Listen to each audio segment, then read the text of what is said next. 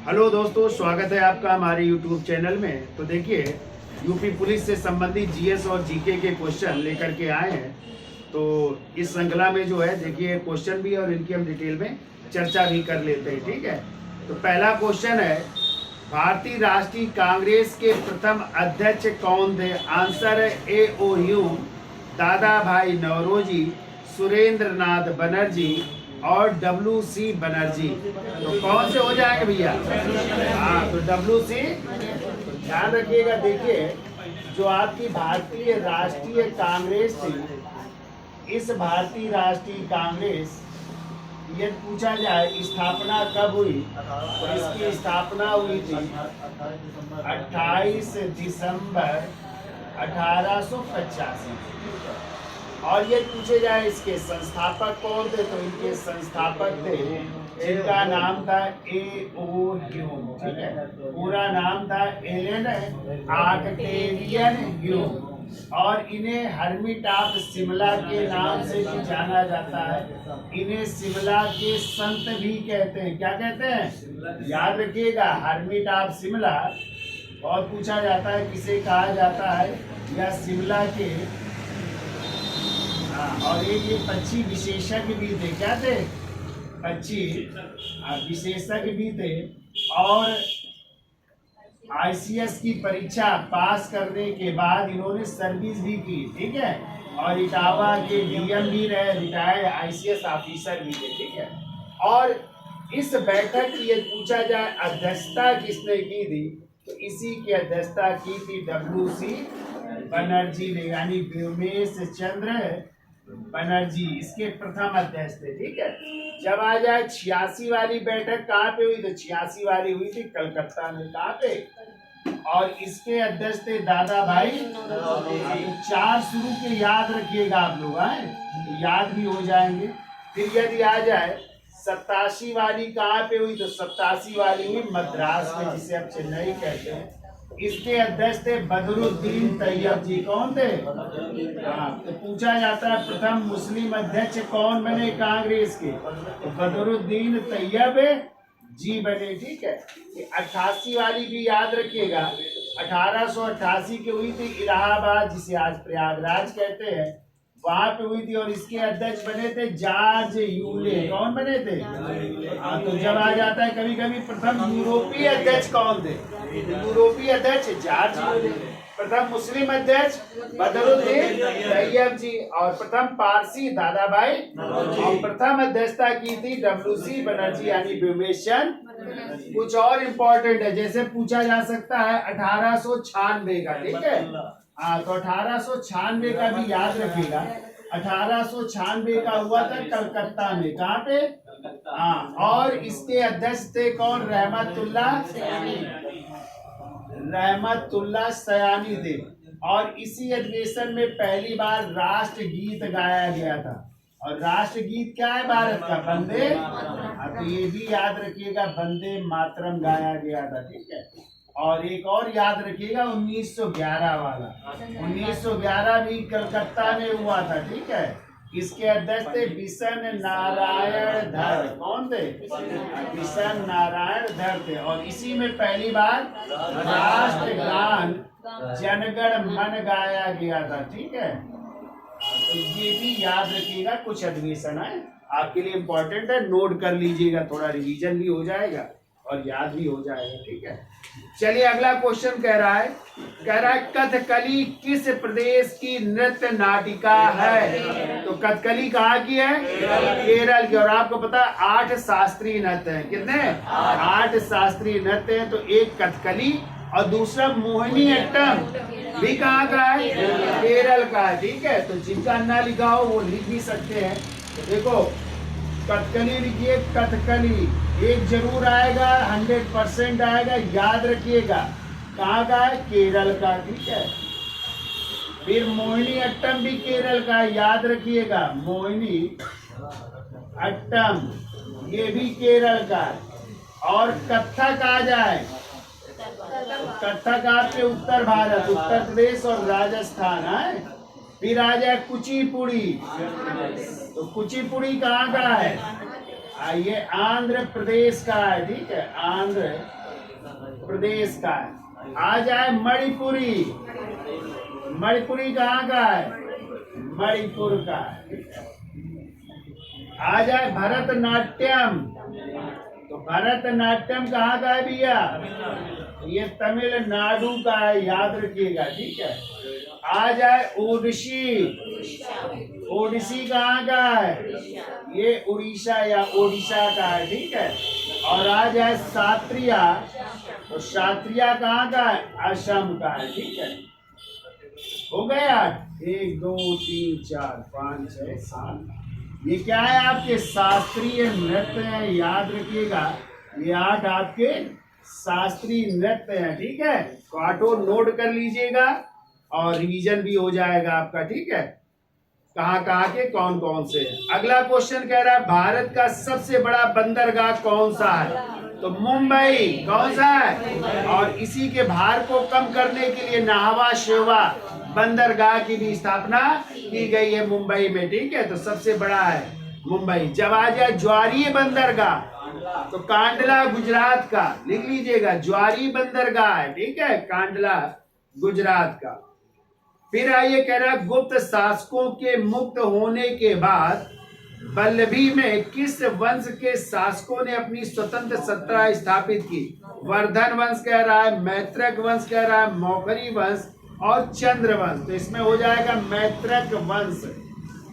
कौन सा? तो वल्लभी में मैत्रक वंश की स्थापना हो रही, ठीक है, गुप्त वंश के बाद। कह रहा भारत का राष्ट्रीय पुष्प क्या है? कमल। क्या है? और उत्तर प्रदेश का? उत्तर प्रदेश का आ जाए राजकीय पुष्प तो पलाश। पहले ब्रह्म कलश था, 2011 से क्या हो गया है? पलाश हो गया है, ठीक है। तो गलत कर देते, पूछा जाता है राजकीय तो कहो राष्ट्रीय मारिया हुआ, ठीक है। तो राजकीय उत्तर प्रदेश का पलाश और राष्ट्रीय पुष्प कमल, ठीक है। भारत का यदि पूछा जाए तो कमल हो जाएगा। आगे आइए, वाटरलू के युद्ध के उपरांत नेपोलियन को निर्वासित करके कहां भेजा गया था? तो वाटरलू के युद्ध के बाद नेपोलियन पराजित हो गया था और उसको सेंट हेलेना द्वीप भेज दिया गया था और वहां पे 1821 में उसकी मृत्यु हो गई थी। तो कहाँ के थे नेपोलियन बोनापार्ट? फ्रांस के। कहाँ के थे? फ्रांस के राजा थे, ठीक है। और ध्यान रखिएगा वाटरलू का युद्ध हुआ था 18 जून 1815 को, लिख लीजिएगा। वाटरलू का युद्ध 18 जून 1815 को। और यदि आ जाए वाटरलू है कहाँ पे, तो लिख लीजिए बेल्जियम में। कहाँ पे है?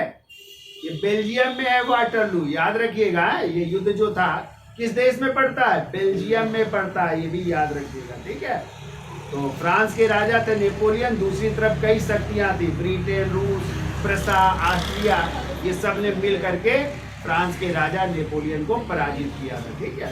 तब इन्हें सेंट हेलेना द्वीप भेज दिया गया था, वहीं पे मृत्यु हो गई। अगला क्वेश्चन कह रहा है कौन सा मुगल शासक सर्वाधिक धर्म निरपेक्ष दृष्टिकोण रखता था?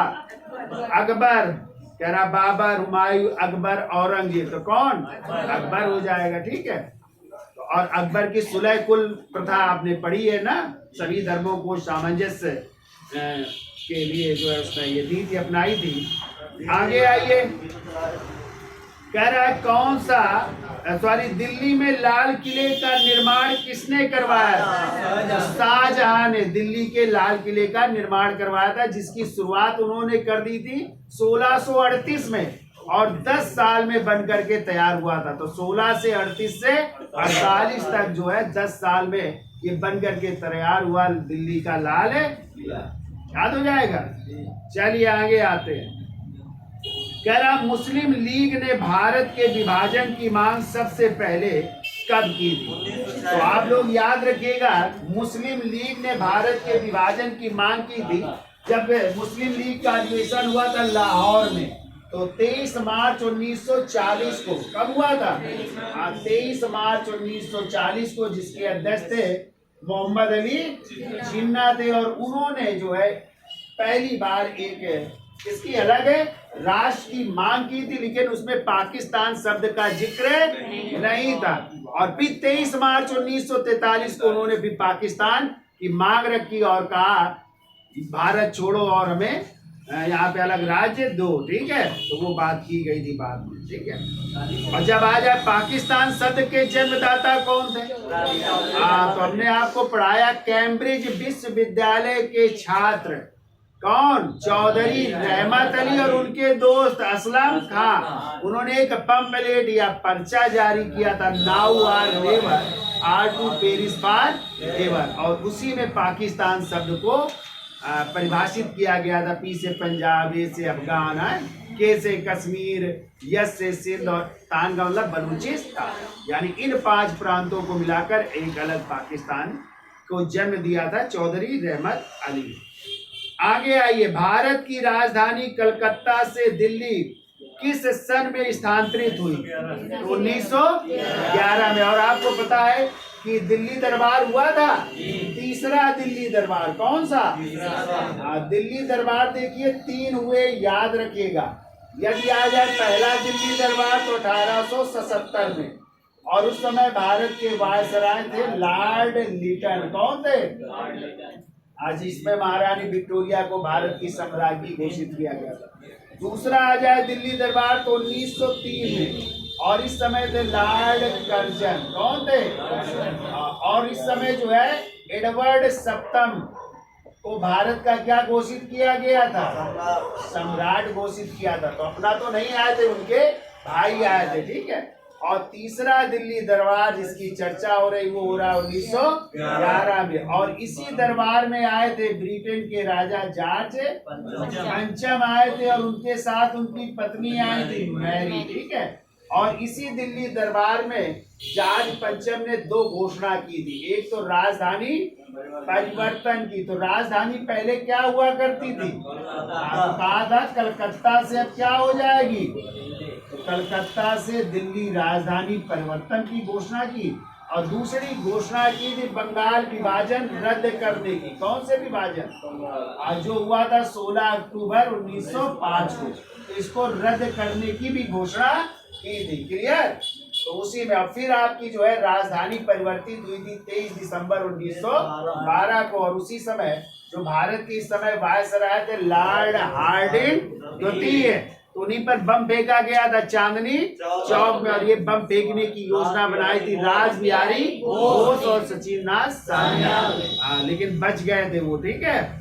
चलिए, तो दिल्ली षड्यंत्र केस के तहत मुकदमा भी चला था। तो ये तीनों दिल्ली दरबार याद रखिएगा, याद हो जाएंगे। पहला 1877 किसके समय, लॉर्ड लिटन के समय, दूसरा लॉर्ड कर्जन के समय, तीसरा जॉर्ज पंचम, इस समय जॉर्ज पंचम तो राजा बने आए, इस समय वायसराय थे, लिख लेना लॉर्ड हार्डिंग द्वितीय।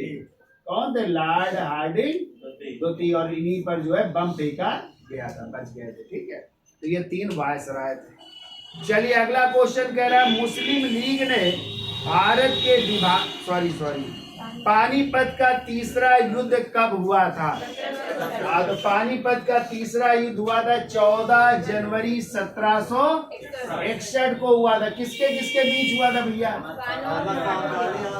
अफगानों और, तो तीनों युद्ध याद है पानीपत के, देखिए पानीपत के युद्ध ये तीनों याद रखिएगा आप लोग।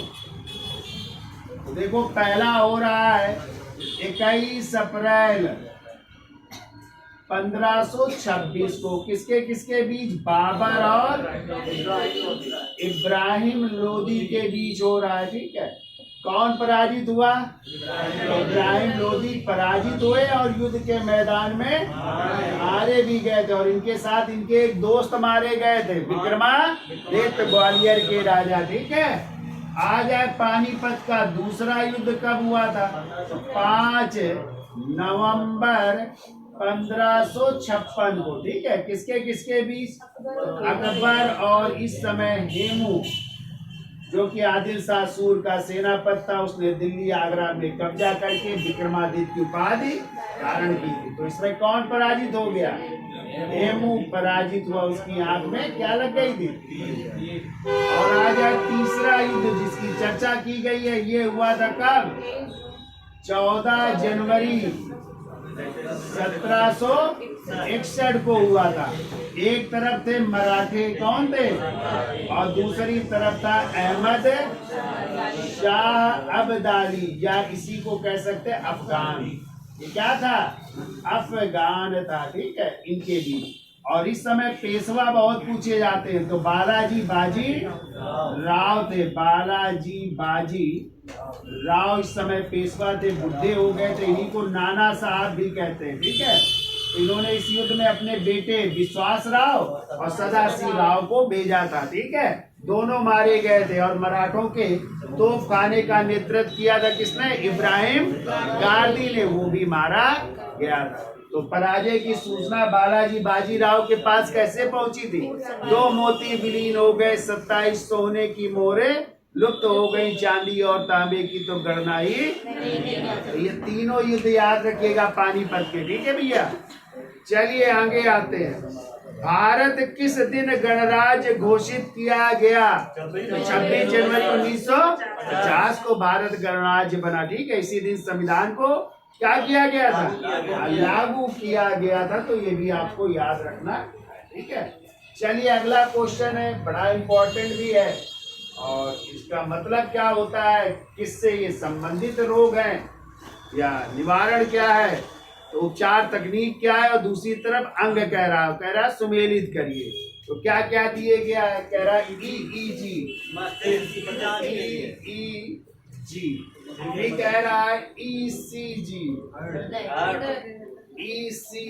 फिर कह रहा है EOG, और फिर कह रहा है EMG।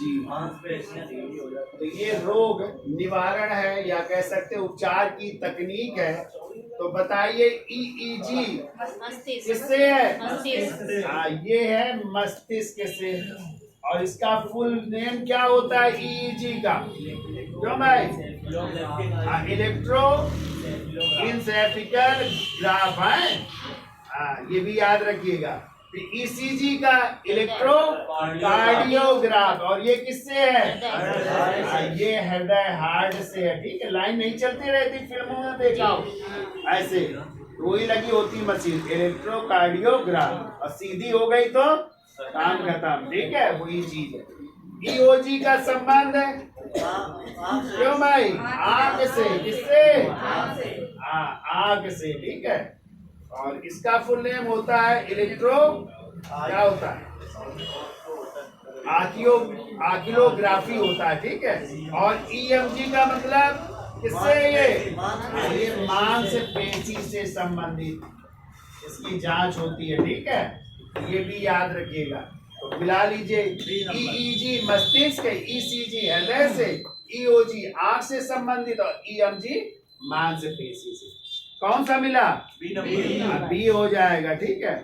कह रहा संविधान के मौलिक अधिकार में कौन कौन सा अधिकार शामिल नहीं किया गया है, तो समानता का अधिकार है, स्वतंत्रता का अधिकार है, शोषण के विरुद्ध अधिकार है, काम का अधिकार नहीं है। तो कितने मूल अधिकार हैं, 6, पहले कितने थे, 7, कौन सा हट गया है, संपत्ति का अधिकार, किस संशोधन द्वारा, 24वें संविधान संशोधन 1978 द्वारा, कहाँ भेज दिया गया, अनुच्छेद 300 के काम में क्या बना दिया गया, विधिक या कानूनी अधिकार बना दिया गया। अब बचा है समता का अधिकार 14 से 18, फिर स्वतंत्रता का अधिकार 19 से 22 तक, शोषण के विरुद्ध अधिकार 23-24, धार्मिक स्वतंत्रता का अधिकार अनुच्छेद 25 से 28 तक, फिर है संस्कृति एवं शिक्षा संबंधी अधिकार 29 और 30, और फिर बचा है संवैधानिक उपचारों का अधिकार अनुच्छेद, ये 6 बचे, जबकि अनुच्छेद 31 में ही था संपत्ति का अधिकार, खत्म हो गया, ठीक है। और बाकी 33, 34, 35 वो संसद को क्या बनाने, कानून बनाने का अधिकार दिया गया है, ठीक है। चलिए आगे आते हैं। कह रहा राज्यसभा के सदस्यों का कार्यकाल कितना होता है, 6 वर्ष, कितना होता है। और यदि आता राज्यसभा का कार्यकाल कितने वर्ष का, तो राज्यसभा का कोई कार्यकाल राज्यसभा एक स्थायी सदन है, ना तो भंग होती ना समाप्त होती। अब यहाँ पे सदस्यों का पूछा गया तो कितना कार्यकाल, और ऐसा सिस्टम है कि प्रत्येक 2 वर्ष में 1/3 सदस्यों का कार्यकाल पूरा हो जाएगा और उनकी जगह नए भर लिए जाएंगे। ठीक है, कह रहा है निम्नलिखित कथनों पर विचार कीजिए। सेंट्रल प्रोसेसिंग यूनिट यानी सीपीयू कंप्यूटर विभाग का सबसे अहम हिस्सा है। सही है। ये कह रहा है सीपीयू कंप्यूटर में मौजूद सॉफ्टवेयर होता है जो कंप्यूटर प्रोग्राम के निर्देशों को क्रियान्वित करता है। ये गलत है, इसमें केवल क्या होगा, एक सही होगा। ठीक है।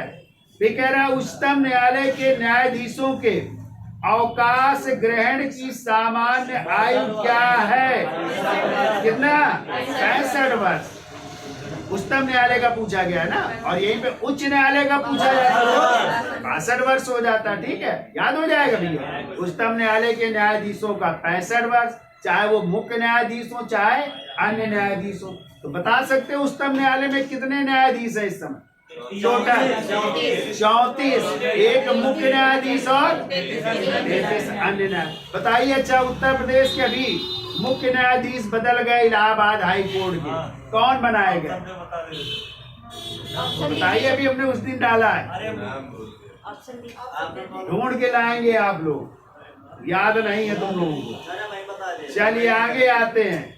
किसी राज्य विधानमंडल में अधिकतम कितने सदस्य हो सकते हैं? तो विधानमंडल एक तो किससे मिलकर के बनता है भैया? विधानसभा और विधान परिषद से। तो यहाँ पे चर्चा की गई है विधानसभा की। किसकी? विधानसभा की। और विधानसभा में ध्यान रखिएगा, भूलिएगा नहीं, आ सकता है क्वेश्चन। यदि आ जाए अधिकतम सदस्य संख्या, अधिकतम कितनी हो सकती है? 500। कितने? विधानसभा की। और न्यूनतम पूछी जाए तो न्यूनतम हो सकती है 60। कितने? लेकिन कुछ राज्य अपवाद हैं, जैसे गोवा में 40, सिक्किम में 32, ये अपवाद है। बाकी होनी कितनी चाहिए? 60 और अधिकतम 500। ऐसे जब विधान परिषद का पूछा जाए, ध्यान रखिएगा, दूसरा सदन या उच्च सदन क्या है? विधान परिषद। और ये लोगों को नहीं पता है कि अधिकतम यहाँ पे कितने हो सकते हैं। ध्यान रखिएगा आप लोग, विधान परिषद में अधिकतम हो सकते उस राज्य की, उस राज्य की विधानसभा, लिख लीजिएगा, विधानसभा की कुल सदस्य संख्या का, कुल सदस्य संख्या का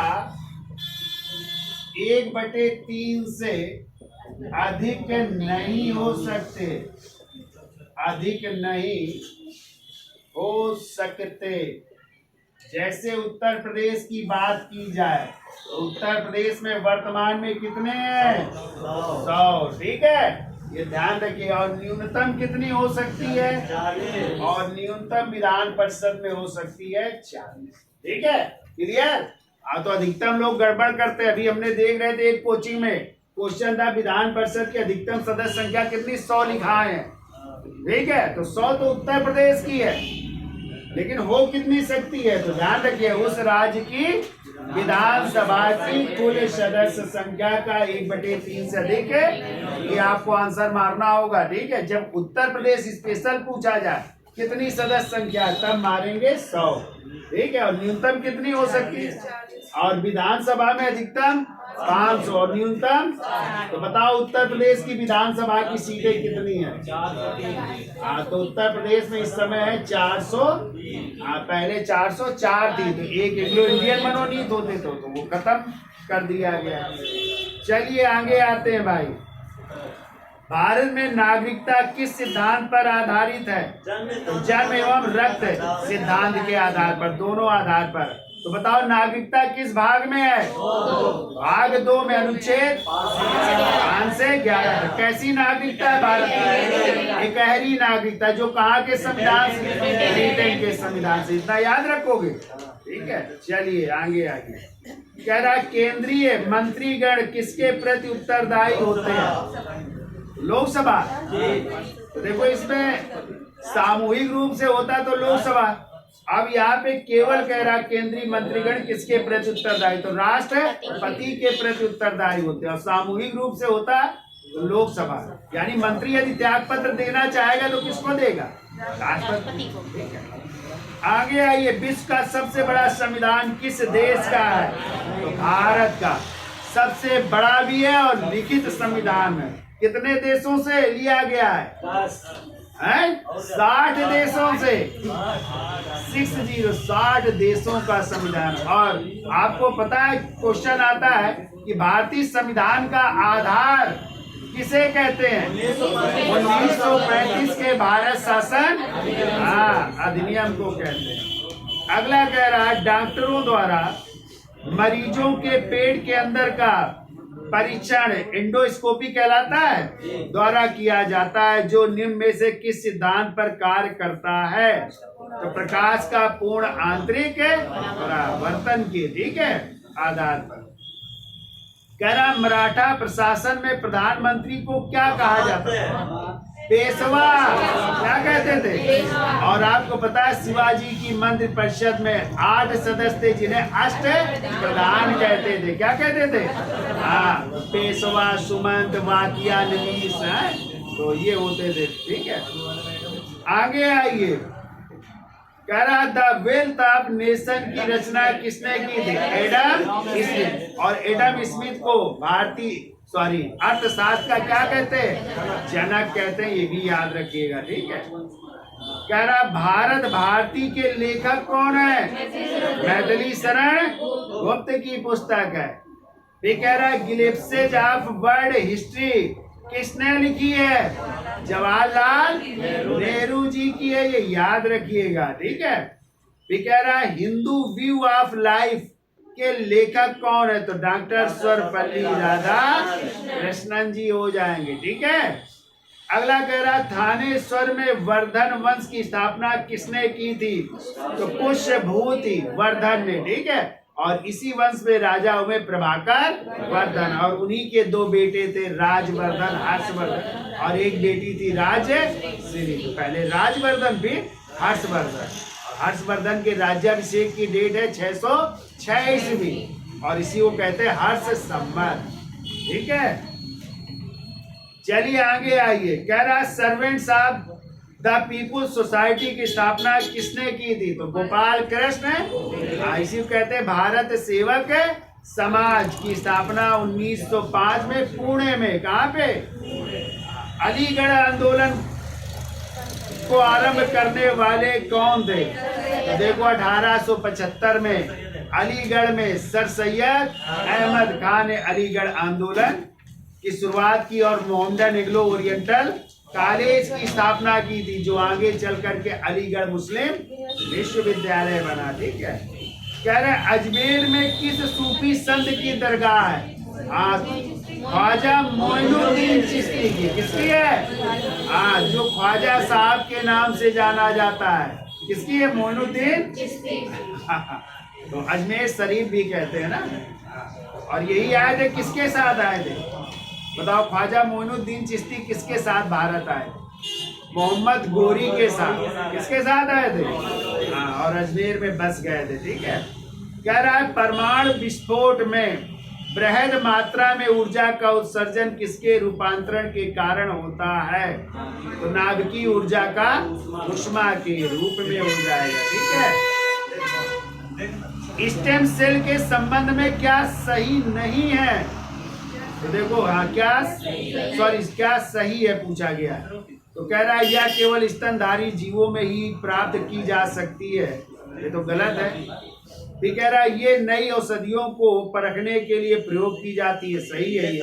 और इनका उपयोग चिकित्सा थेरेपी के लिए किया जाता है। ये भी सही है। तो आंसर बी हो जाएगा 2 और 3। फिर कह रहा है निम्नलिखित में किस शहर की स्थापना फिरोज शाह तुगलक द्वारा नहीं की गई थी? फतेहाबाद, जौनपुर, फतेहपुर, हिसार।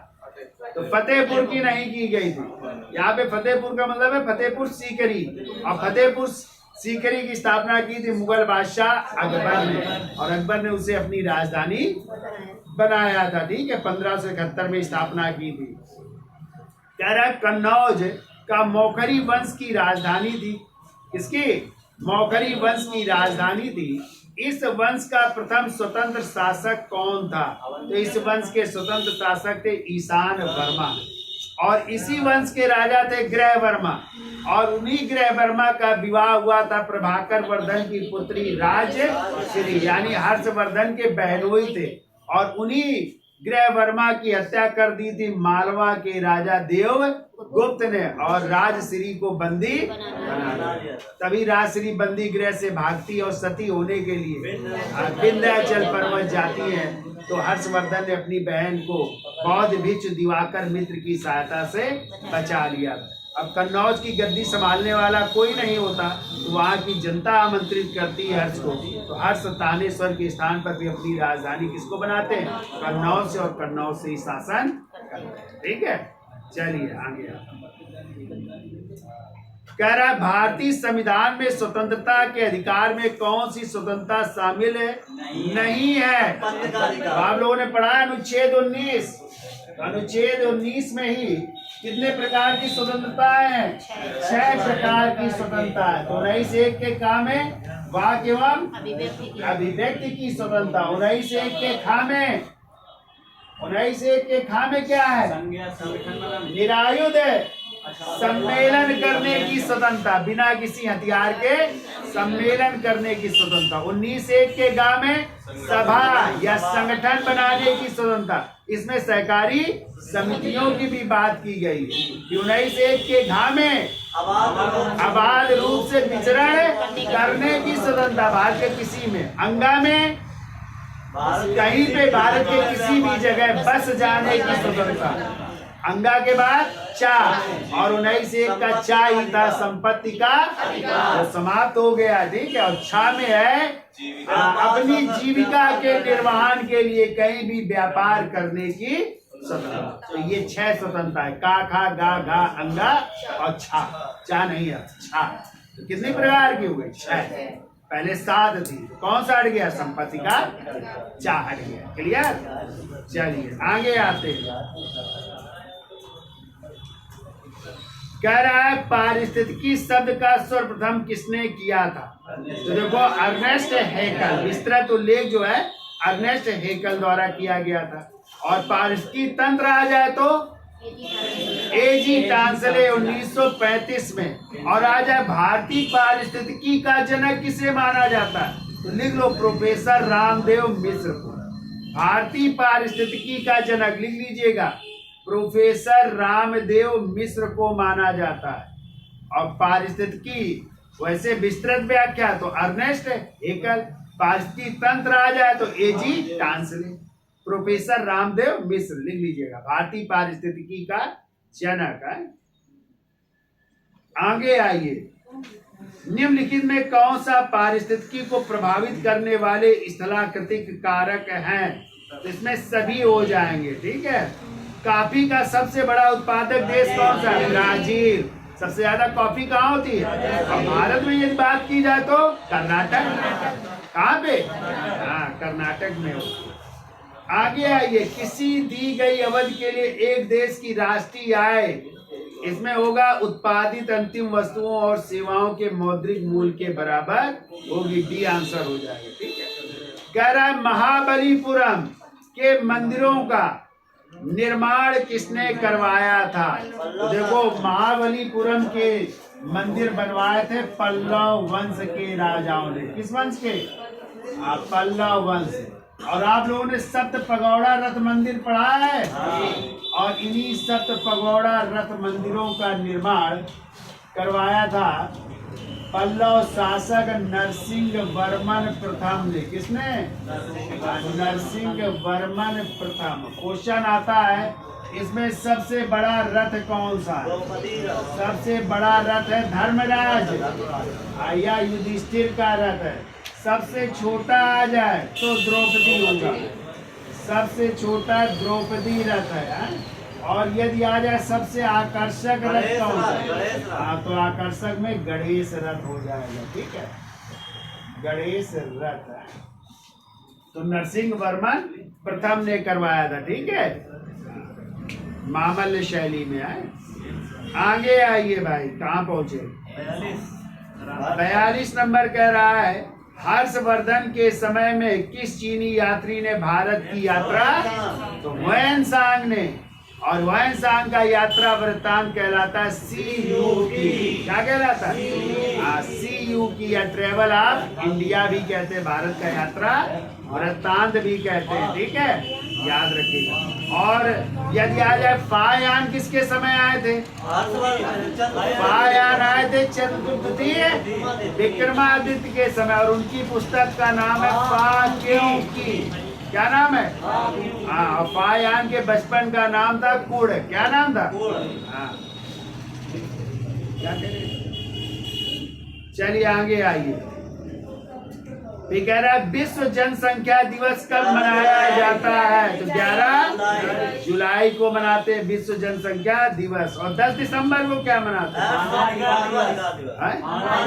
विश्व मानवाधिकार दिवस मनाते हैं। खगोलीय पिंड संबंधी ज्ञान को क्या कहते हैं? एस्ट्रोनॉमी। क्या कहते हैं? एस्ट्रोनॉमी कहते हैं। फिर देखो सुमेर, अच्छा कह रहे हैं गीत सेठी का नाम सुना है? का संबंध किस खेल से? तो बिलियर्ड से। क्या खेलते हैं ये? बिलियर्ड से खेलते हैं गीत सेठी। ठीक है, अब देखो एक तरफ अंतरराष्ट्रीय संगठन है और उनके मुख्यालय है। तो बिम्स्टेक का मुख्यालय कहाँ पे है? बिम्स्टेक का मुख्यालय ढाका।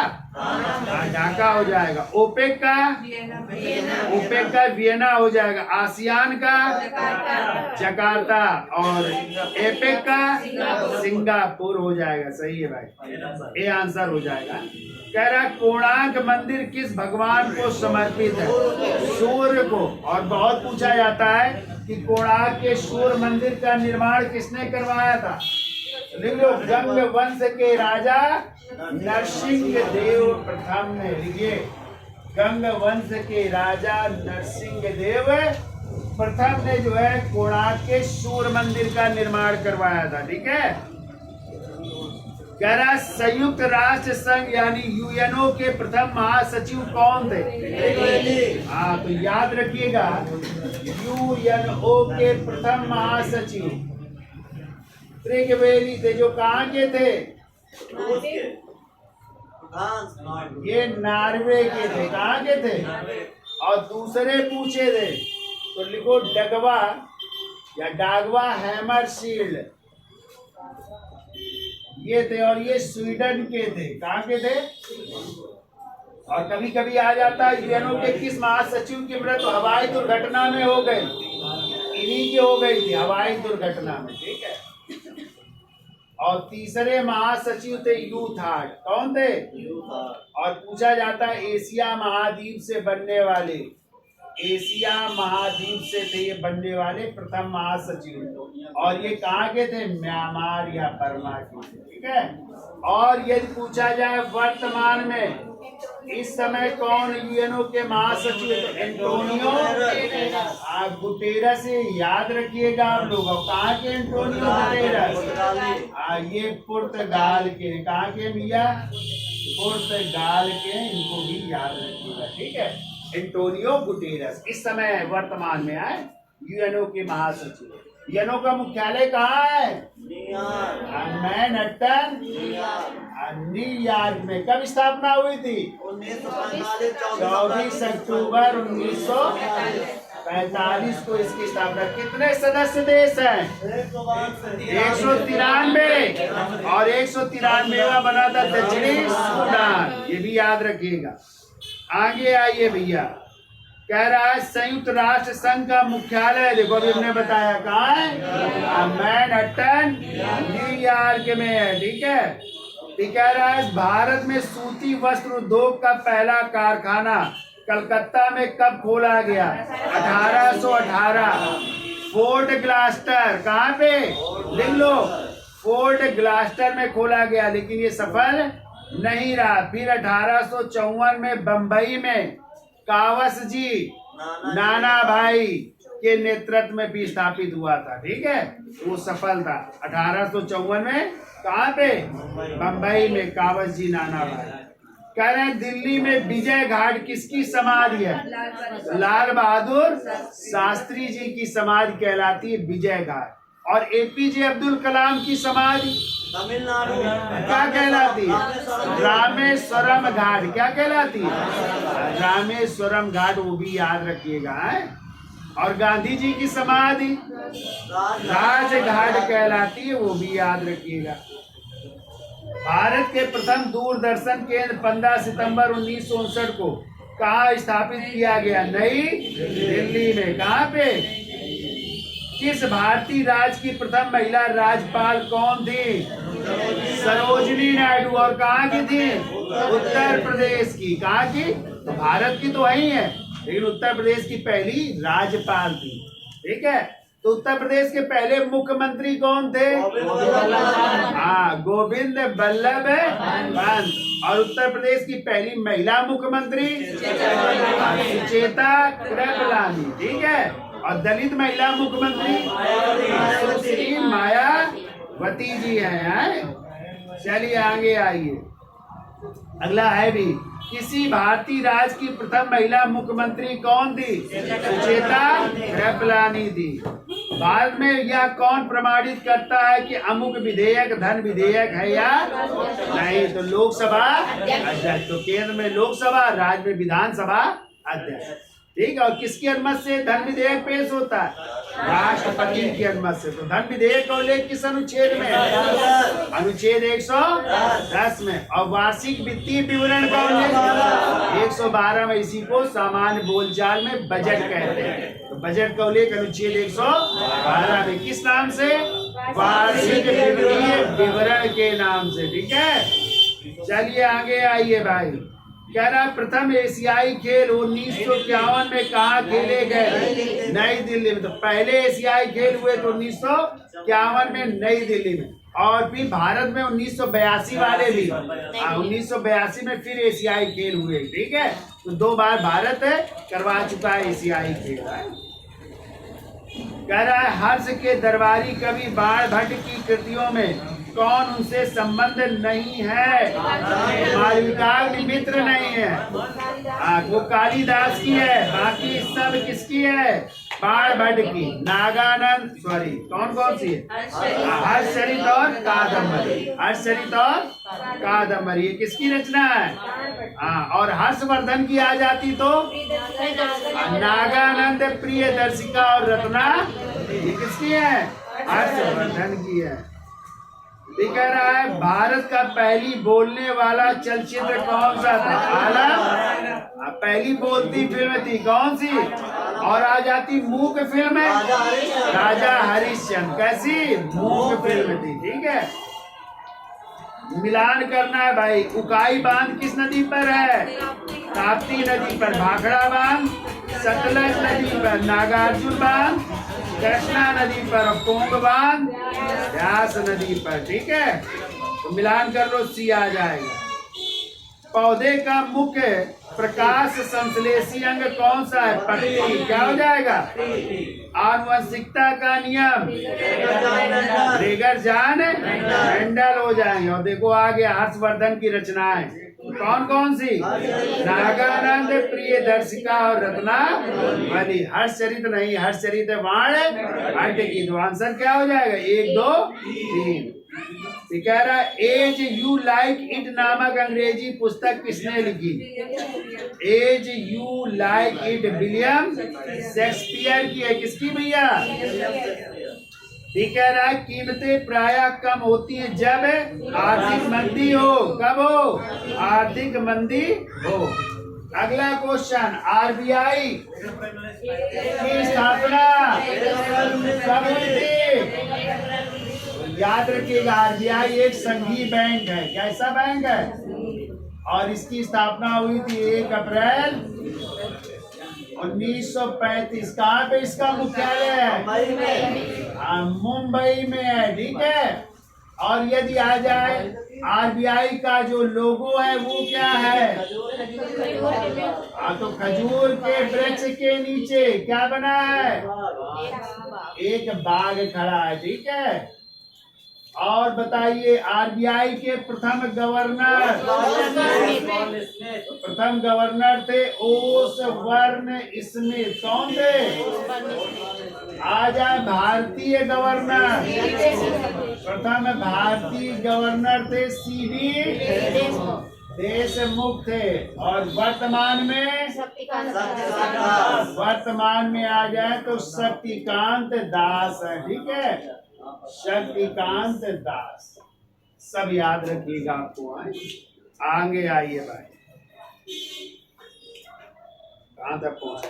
आगे आइए। रिजर्व बैंक ऑफ इंडिया का राष्ट्रीयकरण 1 जनवरी 1949 को, ठीक है, आरबीआई का राष्ट्रीयकरण किया गया था।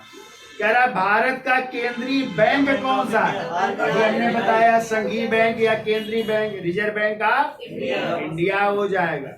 भारत में सबसे अधिक लंबे समय तक रहने वाले मुख्यमंत्री, अब इसमें ज्योति बसु हो जाएंगे, पश्चिम बंगाल में बहुत साल तक रहे लगातार है। कह रहा सर्वोच्च न्यायालय के किस न्यायाधीश पर महाभियोग चलाया गया था? यानी ग्रोवर पर चला था, ठीक है। ये कह रहा प्रतिभूति घोटाले की जांच करने वाली संयुक्त संसदीय समिति की अध्यक्षता किसने की थी? रामनिवास मिर्धा समिति आई थी ये घोटालों की जांच करने के लिए, ठीक है। कह रहे औद्योगिक क्रांति कहाँ आरंभ हुई थी? इंग्लैंड में।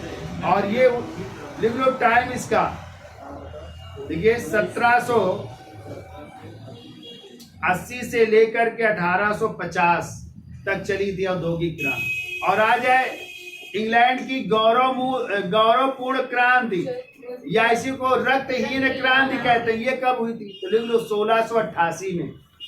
इंग्लैंड की गौरवपूर्ण क्रांति या इसी को रक्तहीन क्रांति कहते हैं।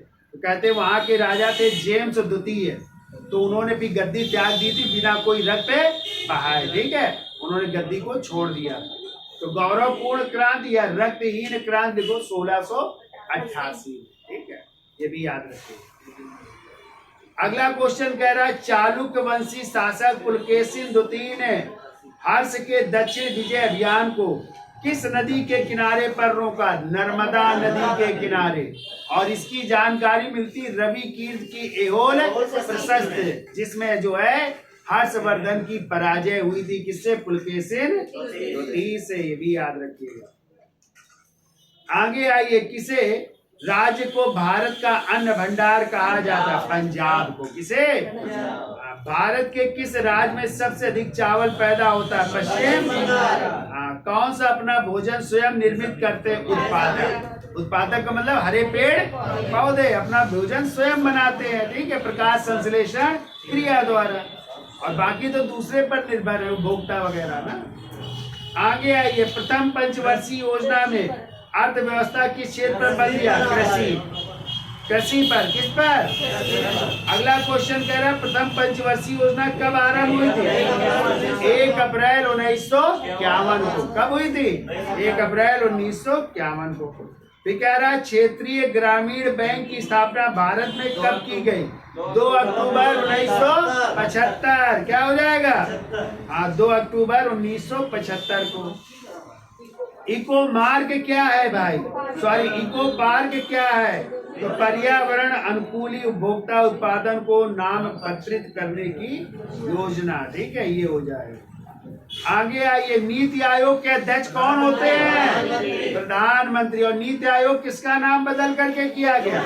योजना आयोग का। कब से नीति आयोग बन गया? 1 जनवरी 2015 से, ठीक है। हाँ, नीति का full name national institution for transforming India या भारतीय राष्ट्रीय परिवर्तन संसद। क्लियर? प्रथम इसके उपाध्यक्ष थे अरविंद पनगड़िया और प्रथम सीईओ थे सिंधुश्री खुल्लर। और वही अरविंद पनगड़िया, याद रखिएगा, 16वें वित्त आयोग के अध्यक्ष बना दिए गए अभी, ठीक है, अभी 4-6 दिन पहले। याद रखना 16वें वित्त आयोग के अध्यक्ष कौन? अरविंद पनगड़िया बन गए, जबकि 15वें वित्त आयोग के अध्यक्ष थे NK सिंह, नंद किशोर सिंह। तो बताइए प्रथम वित्त आयोग के अध्यक्ष कौन थे? KC नियोगी। तो बताइए वित्त आयोग का उल्लेख किस अनुच्छेद में? अनुच्छेद 280। याद हो जाएगा, अरे होशियार हो। वित्त आयोग का कार्यकाल 5 वर्ष। हाँ, सब चीज याद रखिए। आगे आइए, कह रहा योजना आयोग का गठन कब किया गया था? तो 15 मार्च 1950 को। कह रहा संविधान के 42वें संविधान संशोधन से किस विषय को राज्य सूची से हटाकर समवर्ती सूची में कर दिया? तो ध्यान रखिएगा, शिक्षा अब कहाँ का विषय है? समवर्ती सूची का विषय कर दिया गया। किस संशोधन द्वारा? 42वें संविधान संशोधन 1976 द्वारा। बहुत पूछा जाता है शिक्षा कहाँ का विषय है, तो समवर्ती सूची का। आगे आइए, राज्य का उच्चतम विधि अधिकारी कौन होता है? राज्य का होता है भैया एडवोकेट जनरल होता है, और केंद्र का होता है अटॉर्नी जनरल ऑफ इंडिया। जैसे कहते हैं भारत का महान्याय, क्या कहते हैं महान्याय, और महान्यायवादी का उल्लेख किस अनुच्छेद में? अनुच्छेद 76 में। और आ जाए महाधिवक्ता, तो महाधिवक्ता जिन्हें एडवोकेट जनरल कहते हैं, इनका उल्लेख होता है अनुच्छेद 165 में। क्लियर? तो ये राज्य के पहले विधि अधिकारी होते हैं और ये केंद्र के पहले विधि अधिकारी होते हैं। इनकी नियुक्ति करते हैं राष्ट्रपति। कौन करते हैं? और ये राष्ट्रपति के प्रसाद पर्यंत रहते हैं, और इनकी नियुक्ति राज्य का राज्यपाल करता है, और ये राज्यपाल के प्रसाद है।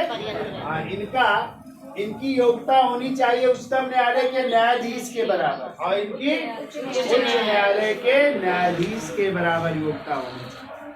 आगे आइए, तो एडवोकेट जनरल हो जाएंगे राज्य का पहला विधि अधिकारी। ये कह रहा है भारत के कुछ भागों में पेयजल में निम्नलिखित में कौन से प्रदूषक पाए जाते हैं? तो आर्सेनिक पाया जाता है, फ्लूओराइड पाया जाता है। एक और 3 हो जाएंगे। ठीक है, कह रहा राज्यपाल बनने के लिए कितनी आयु?